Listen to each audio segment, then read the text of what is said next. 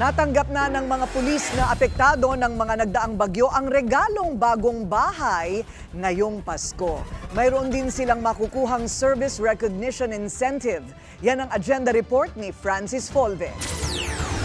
Pinangunahan ni PNP Chief General Romel Marbil ang turnover at blessing ng mga bagong bahay para sa mga pulis na apektado ng nagdaang mga bagyo sa Batangas. Kabilang sa mga benepisyaryo si Patrolman Nicky Brotonel. Nawasak ang kanilang bahay ng rumagasang tubig at putik noong nanalasa ang bagyong Christine. Ayon kay Brotonel, simbolo ang kanilang bagong bahay ng pag-asa at pagbangon mula sa nagdaang trahedya. Ready for occupancy na ang mga bahay. May linya ng tubig at kuryente na. Ayon kay Marbil, patunay ito na buhay ang bayanihan spirit sa hanay ng PNP. Nabuo ang proyekto sa pagtutulungan ng Provincial Office ng Calabarzon at Engineering Team ng Batangas Police Provincial Office. Meron ding pamaskong regalo sa mga anak ng police personnel. Kinilala rin ang ambag ng mga pulis sa proyekto. Para lubos na ang saya, may 20,000 pesos pang ibibigay ang PNP bilang service recognition incentive sa mga pulis. Ayon sa tagapagsalita ng PNP, patunay yan na fake news lang ang kumalat sa internet na wala na itong bonus.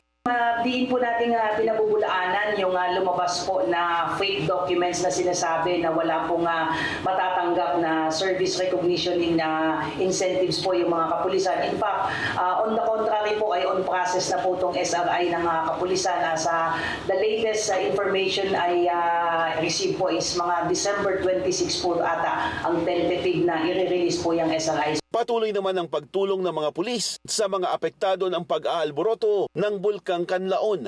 Para sa agenda, Francis Folve, Billionario News Channel.